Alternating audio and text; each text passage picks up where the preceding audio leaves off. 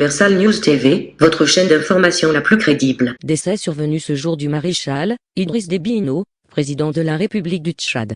L'annonce a été faite ce jour par le porte-parole de l'armée sur la télévision nationale tchadienne. Selon certaines sources, le président Déby était sur le front hier, lundi le 19 avril, à 200 km de N'Djamena. Il a été gravement blessé et a été transporté à N'Djamena par hélicoptère. Il serait donc décédé ce jour suite à ses blessures. Le président Bandakani est revenu sur les enjeux sécuritaires et géopolitiques qui entourent la disparition du maréchal Idriss Déby Itno. Suivons maintenant le décryptage de la situation par le président Bandakani et d'autres panélistes qui sont sur le plateau. Suivons. Là, mais l'Afrique pleure un combattant, un défenseur de la souveraineté économique de l'Afrique, Idriss Déby Itno, est donc décédé en fin de matinée. Selon le communiqué officiel, il a succombé aux blessures reçues au front. Le maréchal a donc quitté le champ de bataille, les armes à la main, après 31 ans de pouvoir. Une situation très épouvantable pour un président qui venait de briguer une magistrature suprême pour un 6e mandat. On en parle tout de suite avec vous. Mais au préalable, je souhaiterais qu'on accueille en direct de Paris Simon Tedga, qui est un expert en géopolitique et en questions de stratégie. Peut-être en attendant que la connexion soit rétablie. On va passer sur ce plateau. La mort du président Déby est une grosse perte pour l'Afrique, Anani Rabi Bindi. Absolument. Vous savez, sauf quand on est fou, quand on perd une personne, et encore plus un responsable africain, c'est une grande perte pour nous. Bon, j'ai eu l'occasion de le connaître parce que j'ai été à côté de Hissène Habré et lui, et je me refuse de commenter là-dessus. Mais c'est une grande perte pour l'Afrique. Alors, un maréchal Bandakani au front de guerre en première ligne, mais ce que je vais ajouter, c'est que quand tout militaire ne songe qu'à une seule chose, c'est de mourir au front. C'est-à-dire, pour le militaire qui est vraiment militaire, de cœur et de fond, il faut qu'il meure au front. Donc, Déby est mort au front. Il est mort au front, il l'a souhaité, mais c'est quand même exceptionnel pour un président en exercice. Bon, je crois que le personnage a bâti une crédibilité, j'allais dire mondiale, en matière de performance sécuritaire, ce qui lui a permis d'être un élément de stabilisation dans la région Afrique, dans toute la région du Sahel. Et au-delà de ce rôle stabilisateur dans toute la région, il a stabilisé son pays, qui a pratiquement connu près de 60 ans de guerre civile. Il a donné un espace de stabilisation qui est la condition sine qua non pour bâtir tout ce qu'on peut vouloir bâtir dans un pays. Au-delà de ça, il a pris des positions extrêmement progressistes sur le franc CFA, des positions extrêmement courageuses. D'ailleurs, il était le premier chef d'État, n'est-ce pas, à prendre en charge cette question, là où c'était un tabou pour les chefs d'État, du moins publiquement.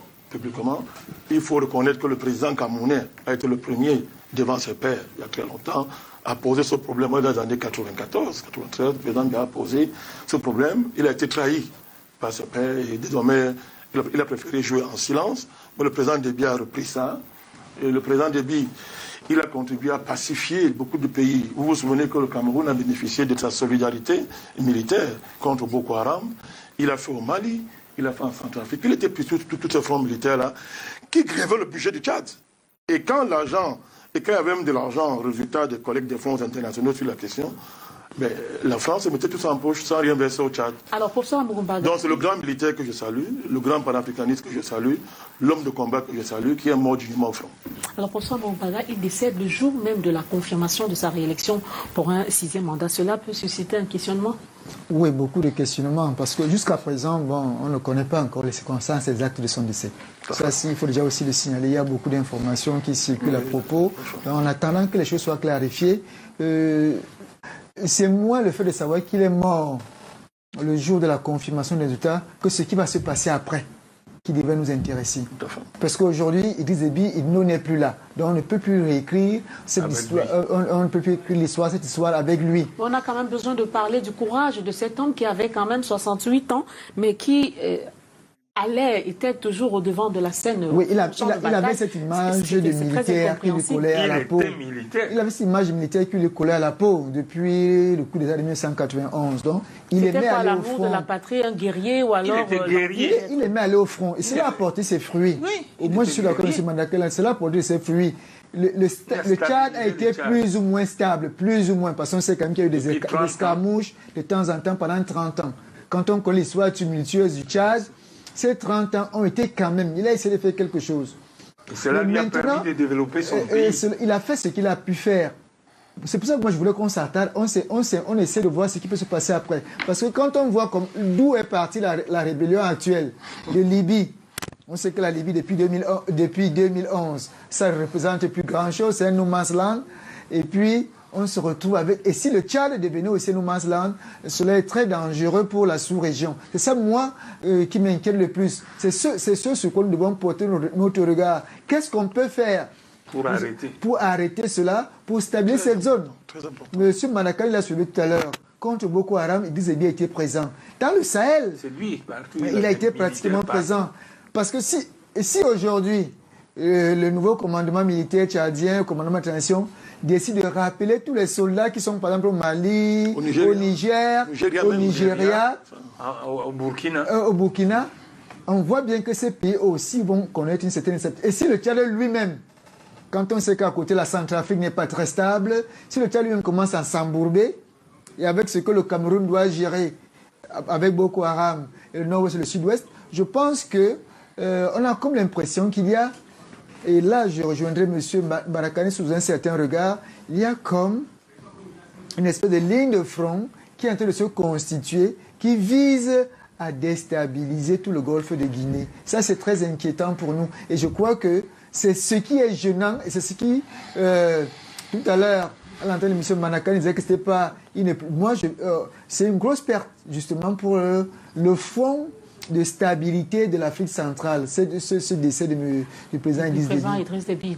On va donc tenter une fois encore de retrouver Simon Tedgar à Paris, en France. Il est expert des questions politiques et stratégiques. Monsieur Tedgar, bonsoir et merci de nous rejoindre sur ce plateau. Bonsoir aux téléspectateurs de Canal International.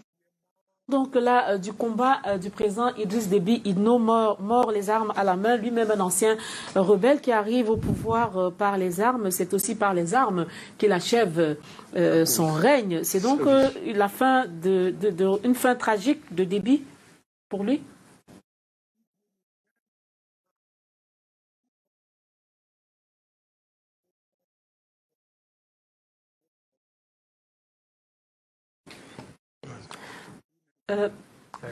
Monsieur Tedgar, vous nous entendez? Oui, je vous entends. Sur le décès du président Déby. Oui, alors vous parlez certainement de maréchal Déby Itno.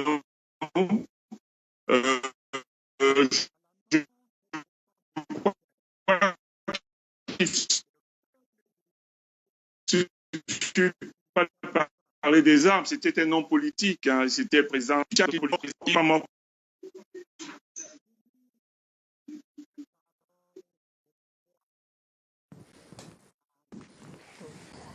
Alors, beaucoup de difficultés de connexion entre Paris et Douala. Peut-être nous reviendrons, sinon nous l'aurons dans une autre édition du débrief. Déby Itno qui s'en va là. C'était un guerrier, vous étiez en train de le dire, c'est la fin de son règne, c'est une nouvelle ère qui va s'ouvrir dans les tout prochains jours avec son fils. C'est quand même curieux. Le problème, c'est qu'on ne connaît pas pratiquement toutes les figures que l'on nous présente actuellement et quel est leur rôle pour la stabilité du Tchad. C'est d'abord ça qui est important. C'est-à-dire que quelles sont les figures actuelles?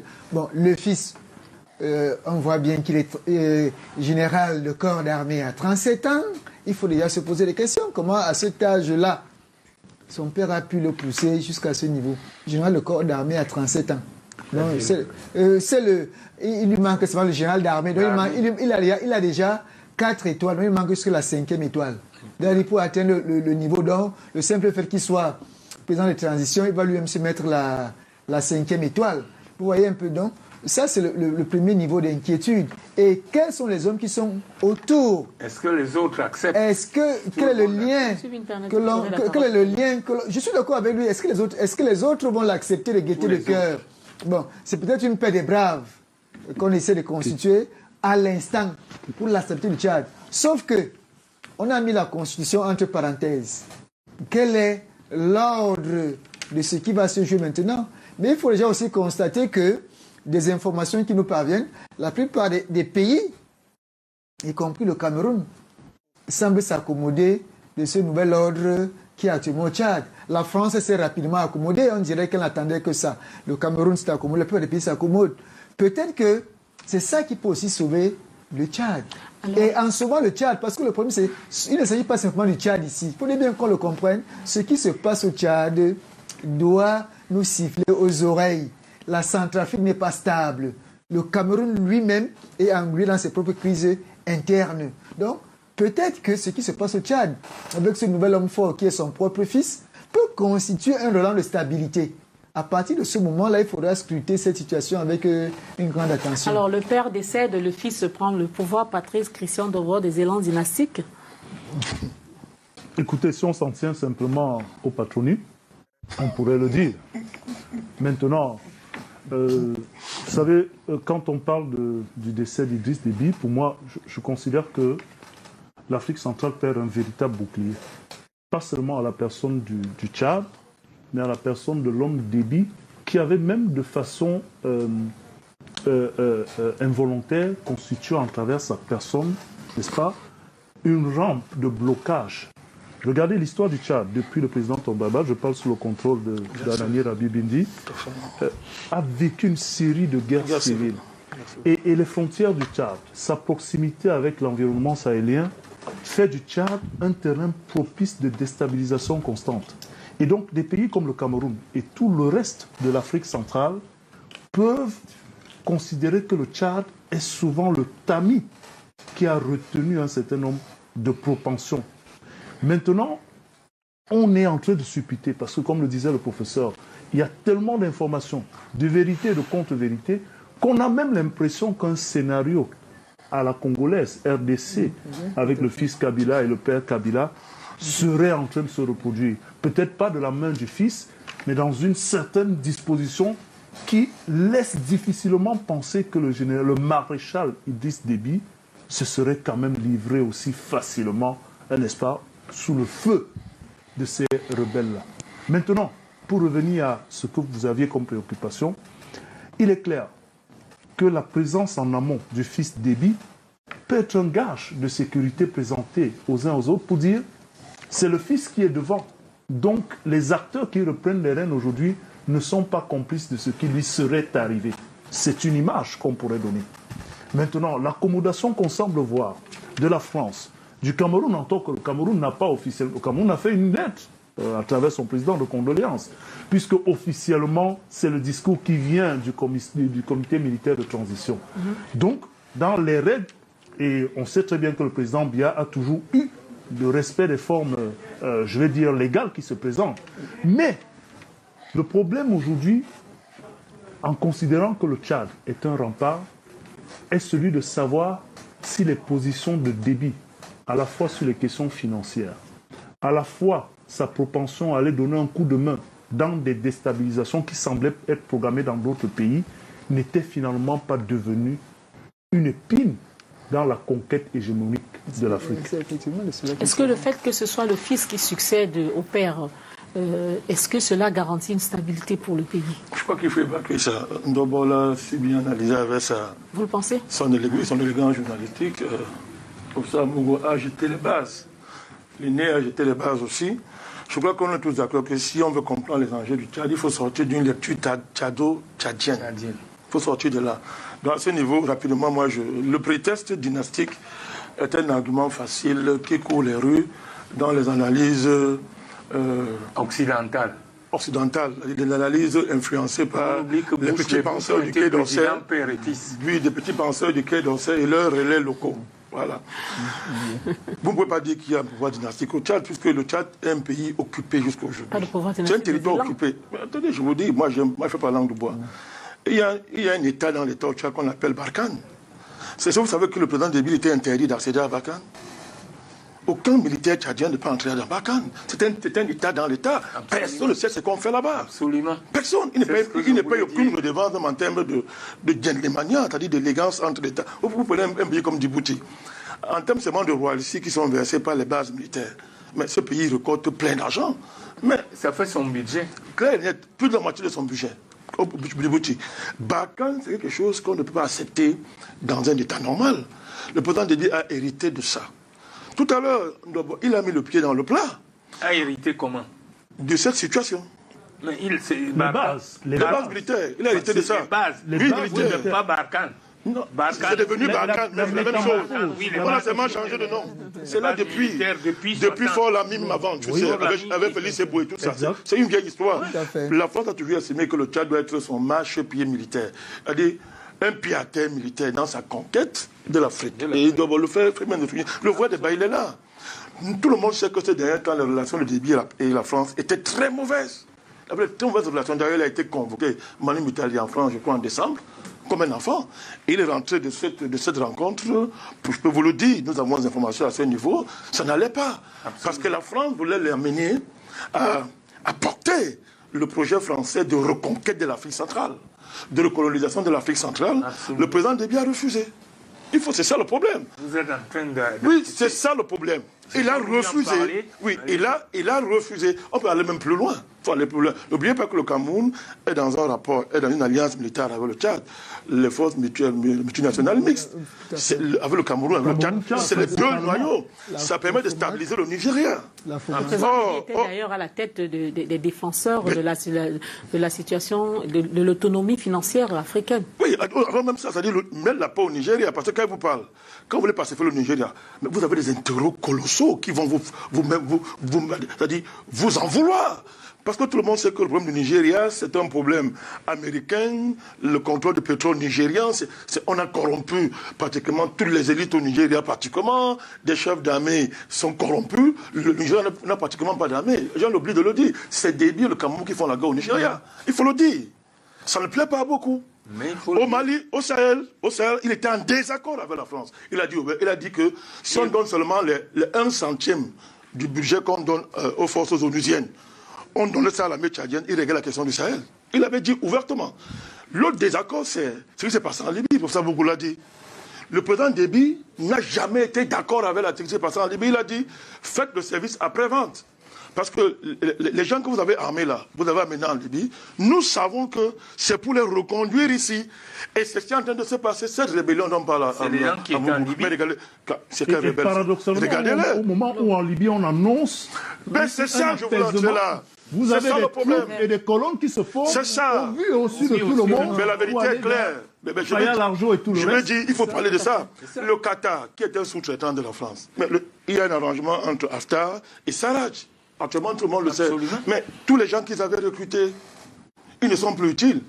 Mais Haftar a dit clairement à beaucoup entre guillemets, de djihadistes, entre guillemets, que vous ne servez plus à rien. Allez vous débrouiller. En tout cas, ont ramassé. Les circonstances... Mais regardez les armes qu'ils ont. Regardez les armes qu'ils ont, ces gens-là. Mais regardez les armes qu'ils ont. Il ne faut pas le cacher. Il ne faut pas le cacher. Le président Déby a refusé de servir de cheval de Troie au projet français. Parce que M. Macron veut à tout prix être réélu. Il a des comptes que ses patrons lui demandent. Il avait un agenda sur lequel il avait été élu. Attali l'a dit clairement. Cet agenda n'est pas rempli. Il le veut. Il y a un agenda d'ici le mois de juin jusqu'au mois de septembre. M. Macron a dit clairement qu'il va choisir désormais les futurs présidents africains, de manière claire à Jeune Afrique. Absolument. Il va créer sa société civile. Il a déjà créé avec la Chine Bembe. C'est établi. Et comme par hasard, c'est un Camerounais qu'on choisit. Vous ne riez pas. Et comme par hasard, c'est un Camerounais qu'on choisit. C'est pas le fait du hasard. Allez voir la démarche. On a choisi quelqu'un. Déby était un rempart contre ça. Maintenant, il a dit un truc très important. Quand on est en train de stabiliser la Libye et que les Français sont coincés en Centrafrique, ils sont coincés en Libye, mais qui ne voit pas que sur le plan géopolitique et géomilitaire, il faut un hommage lente. Alors, il nous où on peut faudra continuer à faire du n'importe quoi, justement vous coloniser. reviendrez peut-être sur ce plateau parce que nous aurons une grande émission pour parler de la vie et l'œuvre du président Idriss Déby.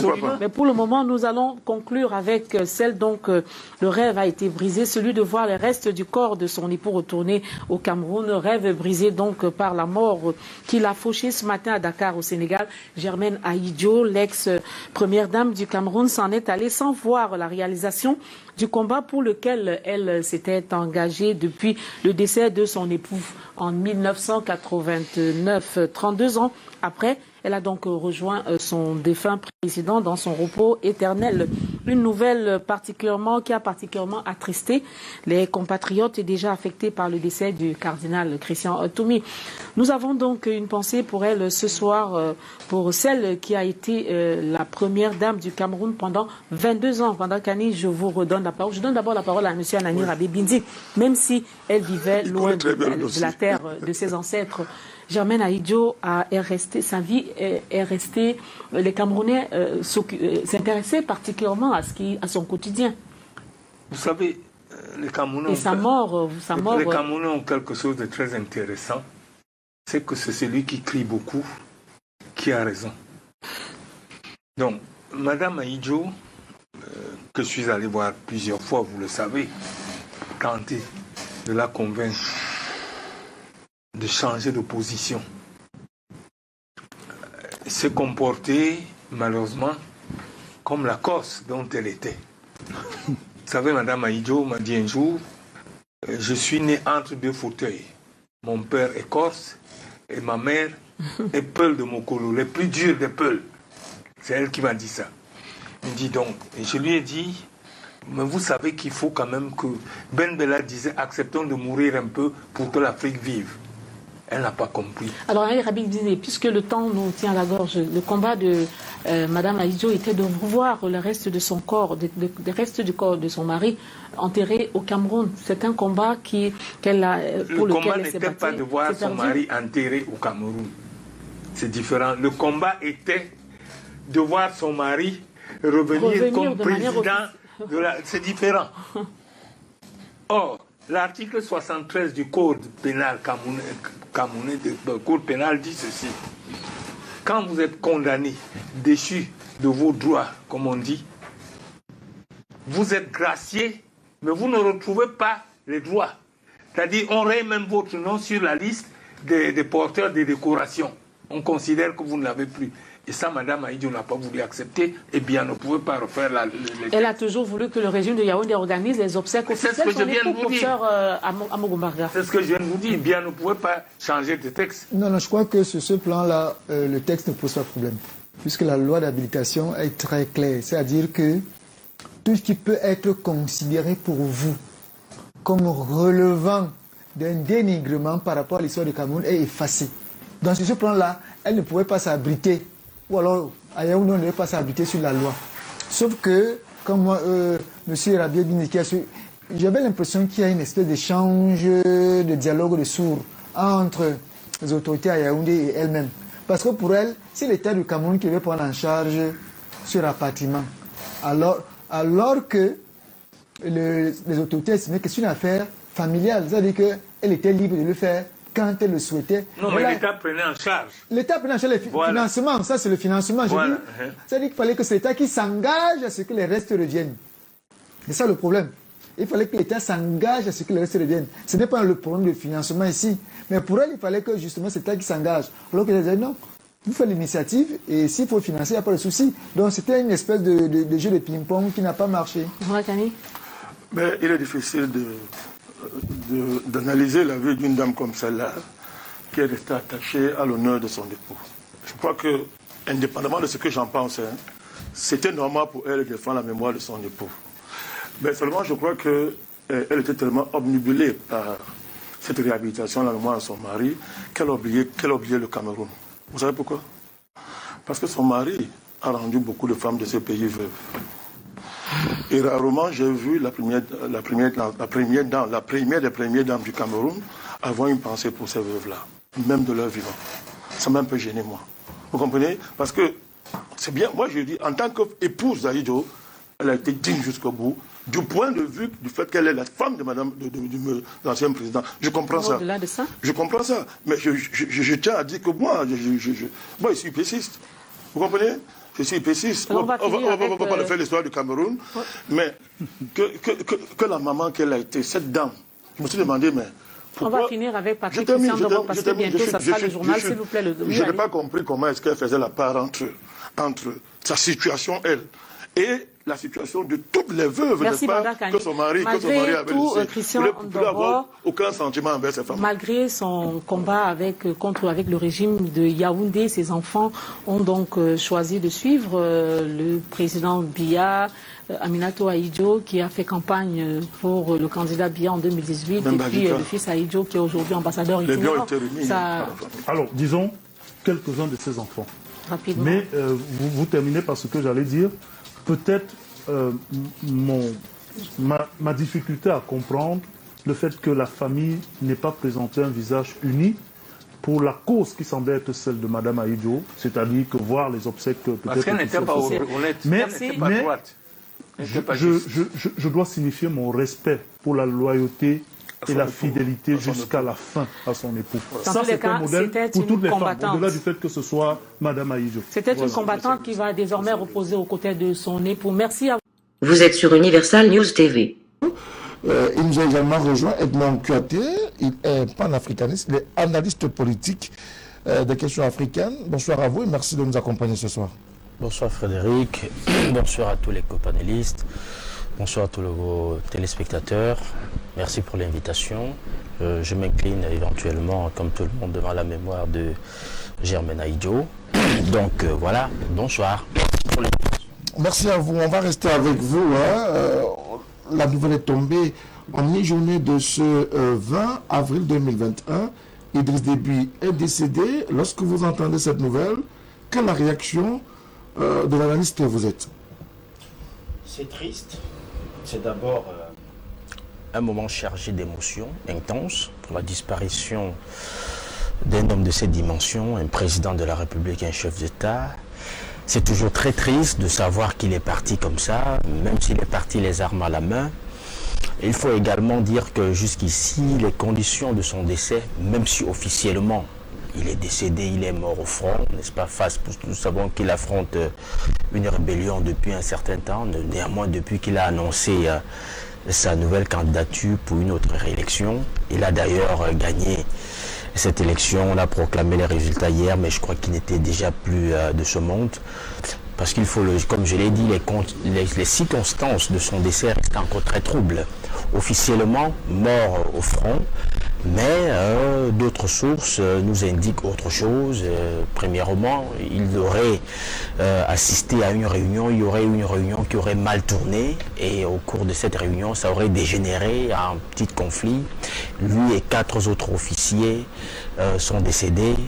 Et j'avoue que quand j'ai vu les images, pour ceux qui ont eu l'occasion de voir les images de son décès, ça laisse un peu perplexe. On sait également que lorsque le président Déby allait au front, c'était pas un fantassin.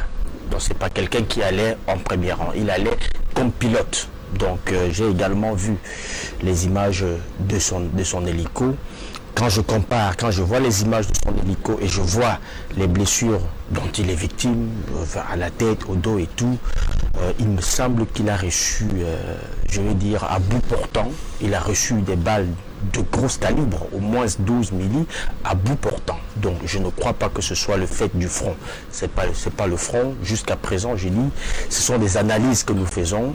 Les circonstances de son décès sont encore assez troubles, mais toujours est-il, comme je vous l'ai dit, que ce soit l'une ou l'autre des conditions. Il est décédé, c'est un fait, et ça suscite beaucoup d'émotions parce que c'est un homme qui a, à sa manière, on pourra revenir là-dessus, mais il a à sa manière marqué son pays, la vie politique de son pays, et il a marqué tout le continent. tout le monde sait la contribution qui a été la sienne dans la lutte contre le Boko Haram, qui a à un moment donné menacé toute la région du lac Tchad. Il a été au premier rang dans ce combat-là. Au moins ça, l'Afrique le lui doit bien. Donc au moins on ne peut pas dire que sa vie a été inutile, que ce soit pour son pays ou la sous-région, tant on sait que c'est grâce à son armée et à sa détermination personnelle qu'on a réussi à contenir une bonne partie, au moins à une certaine proportion, les menaces djihadistes, n'est-ce pas, les menaces djihadistes plus précisément de Boko Haram. Et donc, aujourd'hui, son départ ouvre, n'est-ce pas, un chapelet de questions. On se demande comment est-ce que ça va se passer dans les prochains jours. C'est vrai que sur le plan déjà de la forme, ils ont essayé de mettre en place un conseil militaire de transition, n'est-ce pas, qui est, je vais dire, à la tête de laquelle se trouve son fils, Mahamat Déby, Itno Déby. Et avec lui aussi, il vient de sortir un décret mettant en place, n'est-ce pas, un conseil militaire composé de 16 généraux. Bon, tout ça, ça nous pose beaucoup de questions. Mais une fois de plus, je m'incline devant la mémoire de ce monsieur qui a marqué, n'est-ce pas, le Tchad. Nous allons, au cours des débats, revenir sur un certain nombre d'articulations. Alors, on aura le temps de revenir sur un certain nombre d'articulations. Edmond Kouyaté, vous l'avez rappelé. Brice, aujourd'hui, c'est un qu'adore que l'Afrique pleure, que le Tchad pleure, notamment Idriss Déby Itno. C'est une réalité, hein. C'est un grand monsieur que toute l'Afrique pleure. Pas seulement l'Afrique, le monde entier, et aussi particulièrement l'Europe. Vous savez quel est le rôle que le président Déby a joué auprès de l'Union européenne dans la lutte contre le terrorisme, le djihadisme et tous ces mouvements politico-armés terroristes. Il était l'allié privilégié des puissances européennes dans la lutte contre ces mouvements armés. On devrait se poser des questions et on va certainement faire le tour de ces questions-là. César Honoré, est-ce que le problème du Tchad aujourd'hui, ou alors du décès du président maréchal Idriss Déby Itno, est notamment lié à ce 6e mandat que certains considèrent comme étant un mandat de trop ou un mandat de plus? Je pense que le Tchad avait des problèmes internes comme tout État. Il est bien évident que ce 6e mandat puisse être l'une des causes qui a soulevé autant de remous. Mais je reste un peu focalisé sur les circonstances telles que l'a évoqué M. Kouyaté tout à l'heure. C'est assez troublant. Nous sommes en face de deux hypothèses. La première hypothèse qui voudrait que si on se contente du communiqué des forces armées tchadiennes, on dirait qu'il est mort les armes à la main, c'est un héros, il est allé au front et la nation devrait lui en être reconnaissant. Ça veut dire que selon le processus constitutionnel tchadien, il est bien détaillé en cas d'absence du président qui doit le succéder, ainsi de suite, ainsi de suite. Au regard de ce qui précède cette fin d'après-midi, on constate, et l'opinion se donne à toutes les analyses possibles d'un coup d'État, parce que si réellement la version officielle qui est celle qui soit tombé suite aux blessures qu'il aurait reçues au front, normalement, l'État devrait avoir tout son fonctionnement normal. Mais au regard de ce qui est fait, même si je peux me répéter, je pense qu'il y a double coup d'État au regard de ce que l'actualité nous offre, la dissolution de l'Assemblée nationale et de toutes les institutions. Je pense que c'est tué Déby deux fois. Parce qu'en 30 ans, nous reconnaissons en lui que c'était le premier bouclier de la lutte contre le Boko Haram. Et nous connaissons quels a été ces différents combats. Le Cameroun en a bénéficié de ce grand bouclier qu'il a été pour la lutte contre Boko Haram. Le Niger, le Mali.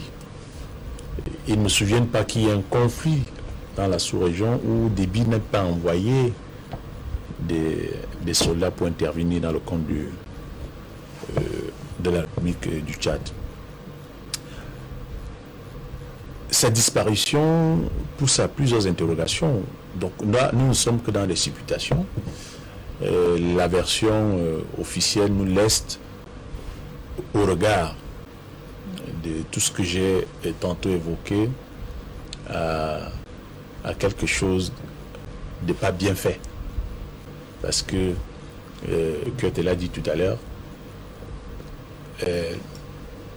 le maréchal Idriss Déby, c'était pas un soldat de terrain, c'était un soldat, comme on peut dire, des airs.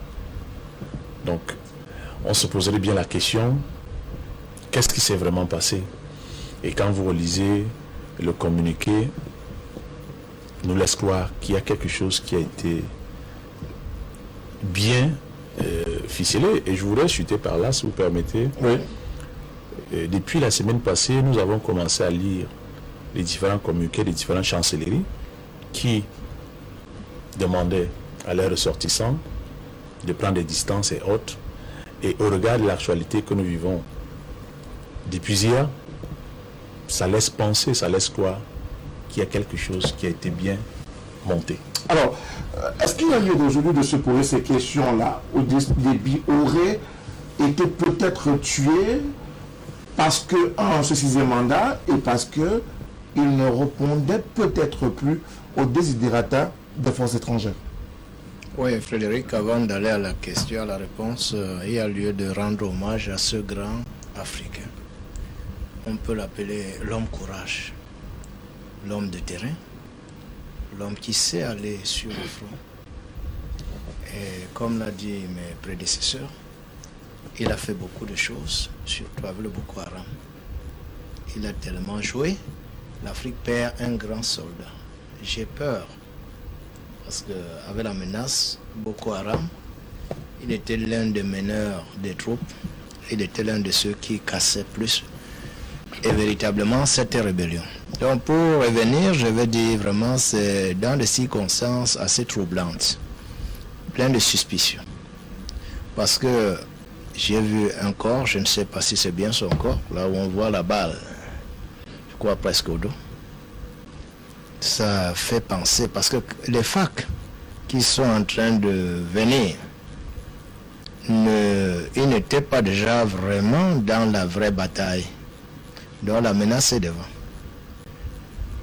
Quand on regarde les circonstances, il s'avère qu'il serait assassiné et par ses proches collaborateurs. Bon, nous allons continuer à épiloguer parce que depuis toute la journée, on a essayé de lire de part et d'autre. On ne fait que des recoupements pour savoir. Et comme on le dit si bien, parce que les Occidentaux qui sont toujours là pour nous guider, pour nous suivre et donner des conseils et tout consort. Quand ceux qui commencent à dire à leur population de prendre des dispositions, ils voyaient déjà venir cette histoire. Or, la sécurité et la France a une base très solide au Tchad.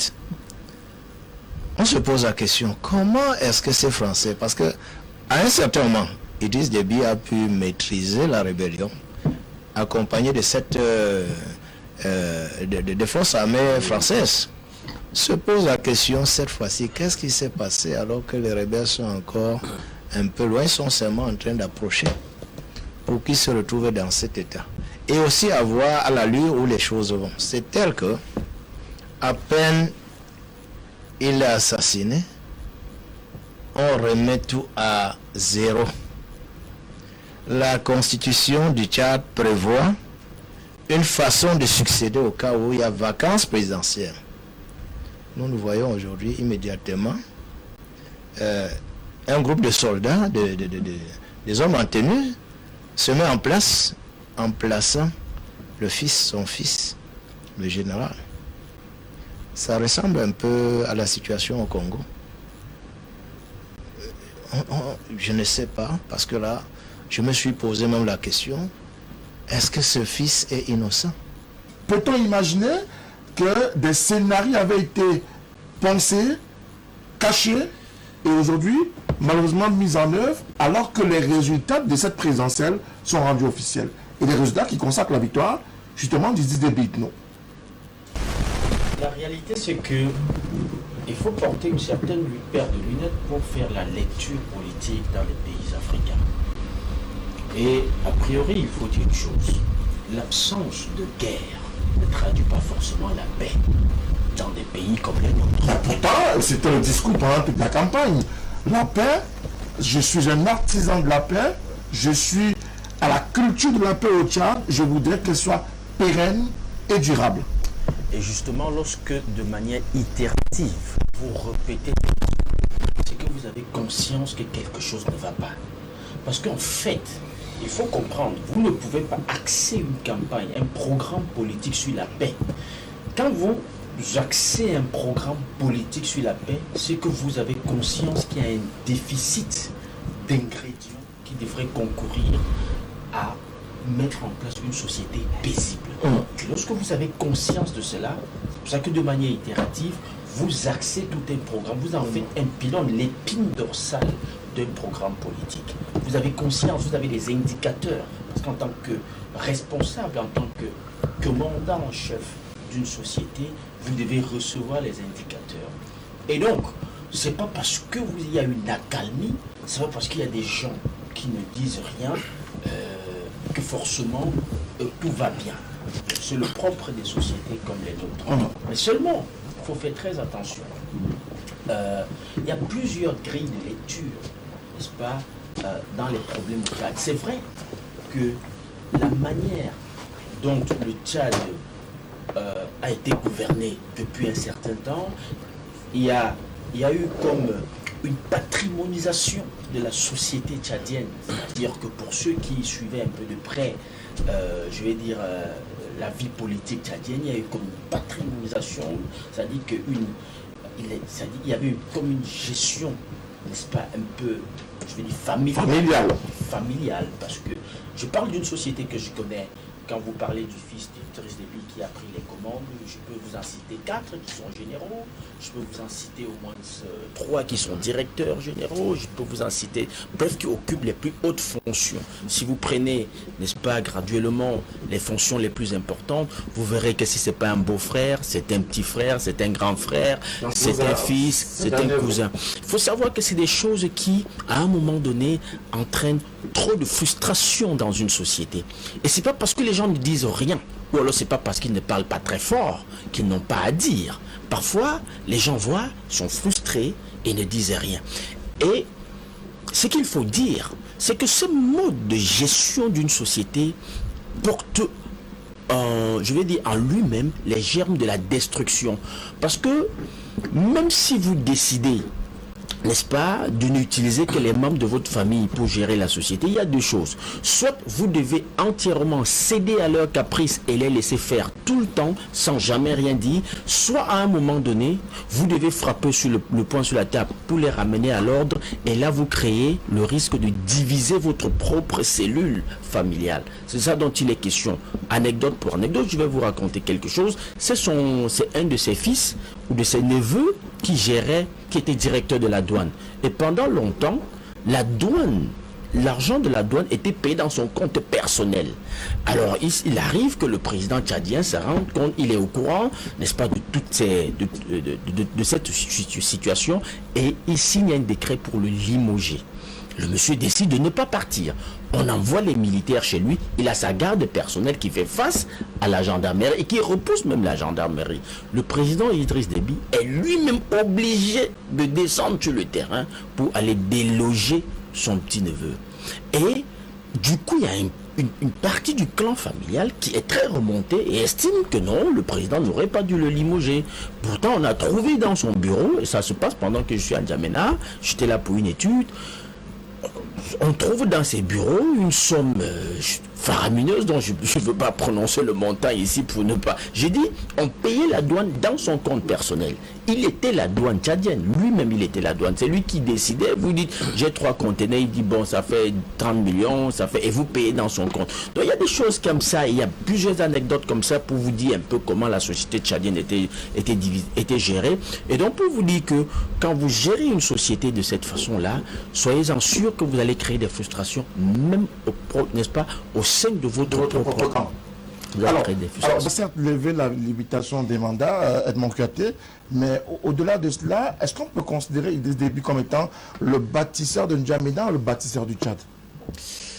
C'est un peu discutable tout ça. Bon, disons quand même que il a pris le pouvoir en 90. Il prend le pouvoir quand le Tchad est un pays complètement déstructuré, pas près de 15 ans de guerre, parce qu'il faut savoir qu'à partir de 1975, après l'assassinat de Dombalbaye, je crois, il y a eu un conseil militaire de transition qui se forme, et en 1979, je crois que c'est là où Hissène Habré rentre en jeu, et puis à partir de 80, c'est Hissène Habré, la guerre continue jusqu'en 89, où Idriss Déby revient, n'est-ce pas, de la France, avec l'appui de l'armée française, et il y a un combat entre 88, très acharné entre 88 et 89, parce que lui-même il est parti du Soudan, aidé par le Soudan, parce qu'il est Zagawa. À l'époque, on accusait Hissène Habré de beaucoup persécuter.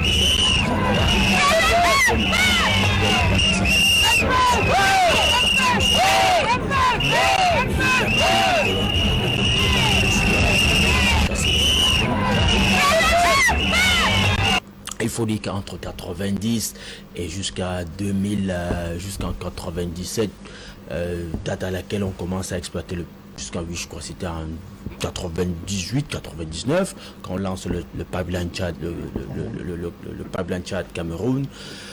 Et à partir de 2000, 2003, quand on lance l'exploitation du pétrole, véritablement, il y a une manne pétrolière qui tombe. Est-ce qu'il a vraiment utilisé l'argent de cette manne pétrolière à bon escient? C'est discutable. Parce qu'aujourd'hui, après avoir... Vous allez au Tchad, vous voyez quelques routes goudronnées, mais aujourd'hui, il n'y a même pas le socle, le début d'un tissu industriel au Tchad. Je veux dire qu'il y a encore des problèmes basiques. Au Tchad, vous avez l'électricité. Bon, pour les Camerounais qui se plaignent beaucoup, faites un tour au Tchad. Vous allez adorer votre Cameroun. On a le Tchad. Le rationnement de l'électricité est très grave au Tchad. C'est-à-dire, vous savez que vous avez l'électricité 3 heures par jour. Ça vous suffit. Vous projetez tout sur 3 heures par jour. L'eau, on n'en parle pas. C'est pas une denrée communément partagée. Et donc, vous avez Idriss Déby s'en va, il a géré 50 000 milliards du pétrole en près de 10 ans. Est-ce qu'il a laissé un début d'industrie? Rien, il n'y a rien, aucune société de transformation, aucune société d'État. Il n'a même pas encouragé la mise en place d'un secteur privé solide. Donc voilà, c'est une société. Vous savez, lorsqu'il y a eu la première conjoncture, comme vous l'avez dit, il était ici au sommet extraordinaire de N'Djamena avec Christine Lagarde. Il était le plus furieux, oui, justement parce qu'il était aussi le plus touché. Vous savez que le pétrole, jusqu'aujourd'hui, il n'a pas réussi à diversifier, n'est-ce pas, l'économie tchadienne. Il aurait pu utiliser la manne pétrolière pour essayer de diversifier l'économie, parce que vous savez que le Tchad est très grand. Donc s'il lançait l'agriculture, ça aurait pu faire beaucoup de bien à cet État. Et donc il n'a pas su le faire. Le pétrole continue d'être à 80% responsable du budget du Tchad. Et donc lorsqu'il y a un petit choc pétrolier, le Tchad le ressent très rapidement. Vous savez, vous avez suivi que c'est le Cameroun qui a dû donner un peu d'argent pour pouvoir payer les fonctionnaires parce qu'ils étaient en cessation de paiement. Donc lorsqu'il y a la moindre petite conjoncture, le Tchad tombe très vite en récession. Oui, parce que bon, c'est une économie qui n'est vraiment pas très structurée. Alors qu'il y a eu de quoi le faire, c'est parti dans la gabegie, la famille et tout cela. Et donc c'est un peu ça le problème. Mais ce qu'il faut dire beaucoup plus, c'est que Idriss Déby, on le savait, il était un peu comme l'as du cœur, n'est-ce pas, je vais dire, de la force française en Afrique. Il était un peu comme l'as du cœur. Et depuis un certain temps, il manifestait des velléités panafricanistes.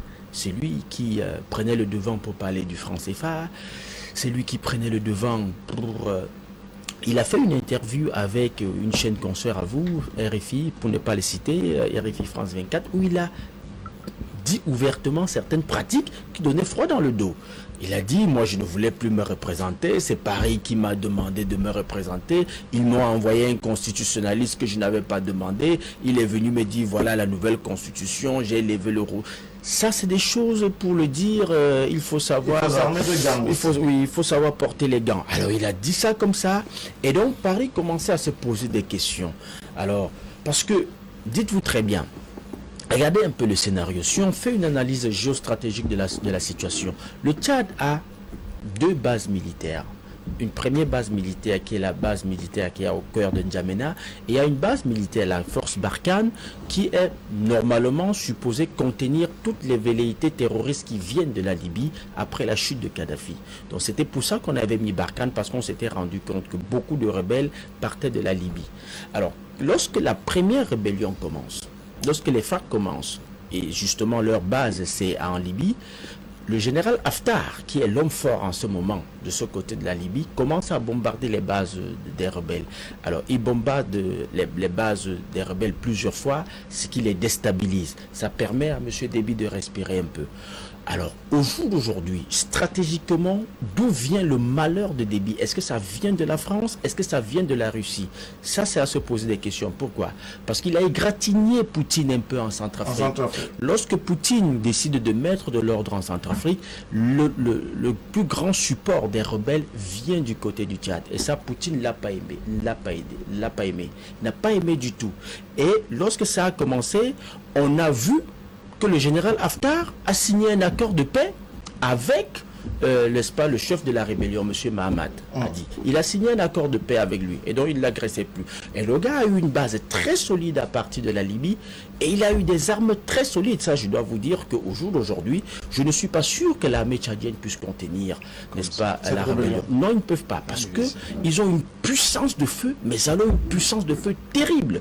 Si vous savez la puissance de feu qui a aidé Assad à rester au pouvoir en Syrie, vous allez comprendre de quoi est formée cette rébellion. Ils ont une puissance de feu, mais alors terrible. Il disait tout à l'heure qu'ils ont avancé sans grande résistance, mais parce que justement, la puissance de feu ne permettait pas à l'armée de leur tenir tête. Et donc, lorsque vous allez égratigner quelqu'un comme Poutine en Centrafrique, avec une rébellion que vous soutenez dans un pays où lui il veut mettre de l'ordre, alors que vous savez que c'est le même Poutine qui est le bras fort du général Haftar en Libye, alors il peut vous montrer à quoi ressemble une vraie rébellion. Et c'est pour ça que vous avez vu une rébellion qui était dispersée, qui n'était pas très structurée, qui n'était pas très solide, qui n'avait pas une puissance de feu très solide. En quelques jours, la situation s'est renversée, ils ont eu une puissance de feu terrible, et donc il faut aller se poser les questions. Et pourquoi est-ce que Barkhane n'a pas joué son rôle pour contenir justement cette rébellion? Barkhane qui est supposé localiser, n'est-ce pas, les positions des rebelles, au moins jouer un rôle logistique, c'est-à-dire donner la position des rebelles. Ils ne l'ont pas fait. Donc, ils ont laissé faire. Est-ce qu'il y a eu soit une menace, n'est-ce pas, du Kremlin en disant à la France, si vous vous mêlez de cette histoire, nous foutons le bordel dans votre triangle géostratégique. Parce que vous savez que la France a un triangle géostratégique qu'il préserve dans le Sahel, c'est-à-dire la Mauritanie, le Mali et le Niger. Et donc la France ne peut pas accepter que Poutine aille foutre le bordel là-bas, parce que Poutine en a les capacités. Depuis que Poutine s'est installé en Centrafrique, ça devient très compliqué pour la France. Vous avez vu qu'en 2 jours, il a obtenu ce que personne n'a jamais pu obtenir contre la France en Afrique. Interdire le survol du territoire centrafricain à la France, ça il faut être Poutine pour le faire. Et donc en allant s'attaquer un peu à Poutine en Centrafrique, j'ai trouvé que c'était trop risqué, n'est-ce pas, pour Monsieur Déby. Le Conseil militaire de transition a pris les rênes du pays avec à sa tête le fils du président défunt, Mahamat Idriss Déby, âgé de 38 ans, général de son État. Il a donc été nommé président par intérim. Ici, Christine Muriel, pour Universal News TV. Merci de suivre Universal News TV sur YouTube. Nous vous rassurons que les informations que nous diffusons au quotidien sont suffisamment crédibles. Alors, n'hésitez pas à liker la vidéo si elle vous plaît, et si vous êtes nouveau sur la chaîne. N'oubliez pas de vous abonner et d'activer la cloche de notification pour ne pas rater nos prochaines vidéos.